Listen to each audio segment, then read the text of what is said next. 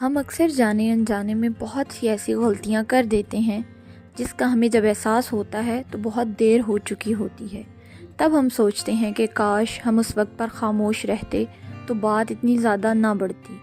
اسی لیے آج ہم آپ کو ایسے 7 قسم کے حالات میں خاموش رہنے کا بتائیں گے جس پر عمل کر کے آپ بہت سے نقصان سے بچ سکتے ہیں۔ نمبر 1، غصہ کرنا۔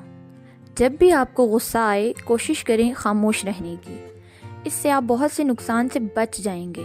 غصے میں انسان سامنے والے کا دل دکھا دیتا ہے جس کا احساس آپ کو بعد میں ہوتا ہے۔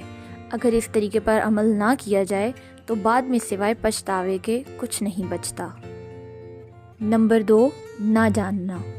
کبھی کبھی ہم غصے میں یا انجانے میں ایسی باتوں پر فوری رد عمل کر دیتے ہیں جس کے نتائج کا ہمیں اندازہ نہیں ہوتا، اور آدھی بات سن کر ہم اس پر ریئیکٹ کر دیتے ہیں۔ بعد میں جب پوری بات پتہ چلتی ہے تو ہمارے پاس سوائے پچھتاوے کے کچھ نہیں بچتا۔ اس لیے اس وقت خاموش رہیں جب آپ کسی بات کے تمام پہلو کو نہ جانتے ہوں۔ نمبر 3، تنقید کرنا۔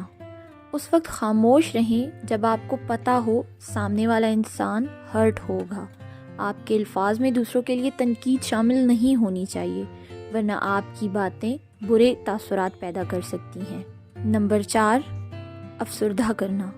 اگر آپ کو پتہ ہے کہ آپ کی بات سے سامنے والا انسان ناراض یا افسردہ ہوگا تو اس وقت خاموش رہیں۔ ایسا کرنا آپ کو بعد میں ہونے والے بڑے نقصان سے بچائے گا۔ نمبر 5، خراب کرنا۔ اکثر اوقات ہم غصے میں ایسی باتیں کہہ جاتے ہیں جو کسی بھی تعلق کو خراب کر دیتی ہیں۔ جب ہمارا غصہ کم ہوتا ہے تو حالات خراب ہو چکے ہوتے ہیں، اس لیے کوشش کریں کہ ایسے وقت میں خاموش رہیں۔ نمبر 6، بحث کرنا۔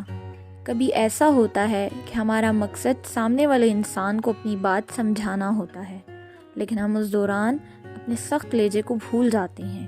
اگر آپ کی بات میں چیخنا، چلانا اور فضول بحث کرنا شامل ہو تو اس جگہ بھی خاموش رہیں۔